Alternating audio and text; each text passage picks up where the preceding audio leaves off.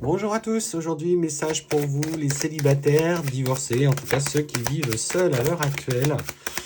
Et quel est le message qui t'est adressé aujourd'hui? Alors, on sent pour le coup que tu es quelqu'un qui aime son petit cocon, qui aime profiter de ses petits moments pour soi. Tu as ton petit rythme, ton petit quotidien. Je dirais qu'il y a aussi cette part un petit peu spirituelle aujourd'hui où tu essayes de comprendre un petit peu tes schémas répétitifs et les parts de toi que tu peux, je dirais, bonifier.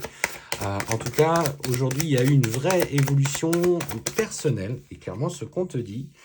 Et si aujourd'hui, tu as peur parfois de rentrer dans le même type de schéma relationnel, dans les mêmes relations parfois difficiles, toxiques, on te dit que cette évolution, aujourd'hui, te permet de te protéger beaucoup plus de certains types de personnes. Alors écoute ton intuition, écoute tes ressentis, on me dit qu'elle est là, qu'elle est présente, tu es particulièrement bien guidé et tu es attentif ou attentive aux signes.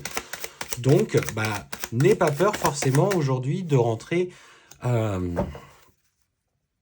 dans des relations, de faire des comptes-rendres, de provoquer aussi bien sûr des rencontres parce que tu n'es plus dans le même cycle. Et tu vois, on me parle vraiment de la fin d'un cycle euh, d'apprentissage. Parce que je ne vais pas forcément dire d'un cycle d'erreur, mais d'apprentissage. Et ton âme te passe le message en te disant, ça y est, c'est terminé. Tu as suffisamment évolué, tu es protégé, tu t'es aussi protégé. Donc, alors maintenant, laisse-toi aller, avance. Est-ce que tu as encore quelqu'un du coup qui...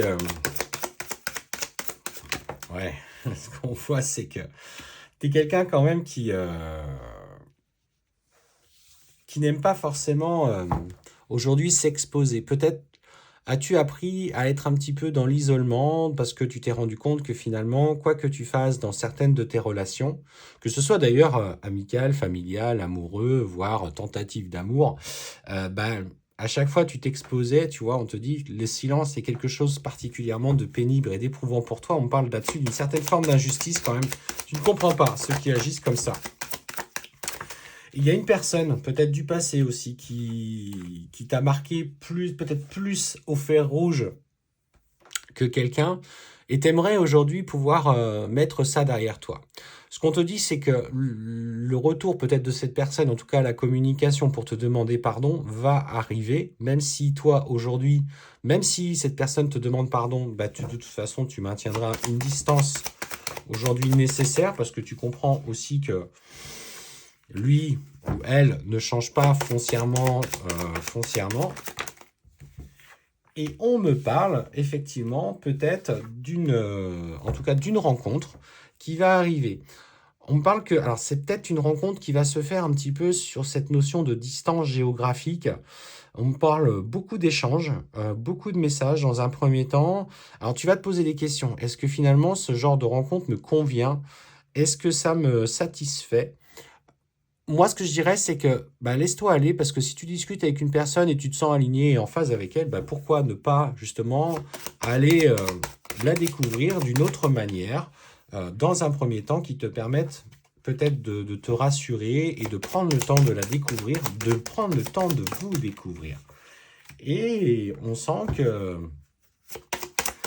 les messages commencent à tourner un petit peu plus en faveur de quelque chose sur le plan plus physique. Hein. On voit qu'au début, vous essayez de vous connaître, connaître les passions, les désirs, quels sont tes hobbies dans ton quotidien, ton travail, etc. Et en fait, on sent que derrière ce message se cache vraiment une intention d'aller plus en profondeur, pour les deux. Hein. Pour les deux. Et d'ailleurs, avec cette personne, on sent que ça... Il y a un déclic, hein. Il y a un déclic qui se fait. C'est comme si vous vous connaissiez déjà et que tout était fluide et limpide. Et en fait, ce qu'on voit, c'est que ouais, il y a la tentation qui arrive, et puis la tentation de se rencontrer, et puis de partager des moments plus intimes. Donc, et en fait, ça se fait dans le respect, dans l'échange, toujours dans cette communication. Donc aujourd'hui, effectivement, tu bon, on va aller voir ça. Effectivement, aujourd'hui, tu as envie d'aller plus loin. Et en fait, c'est empreint de sagesse, etc.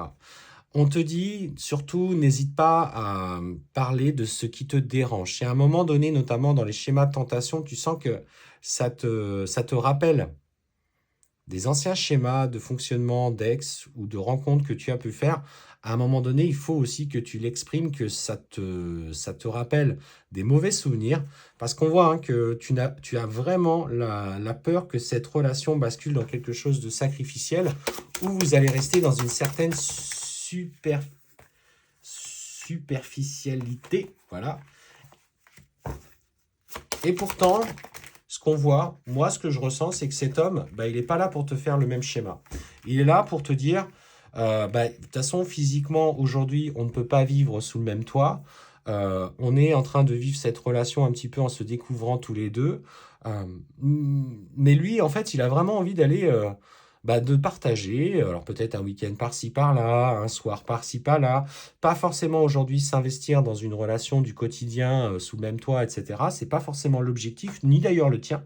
Mais on sent que les compromis trouvés, il va te rassurer, il va te dire que lui, son objectif, c'est pour l'instant de partager simplement des moments ensemble, sans forcément faire l'étalage devant les autres que votre relation existe ou voilà, que vous vous êtes rencontrés.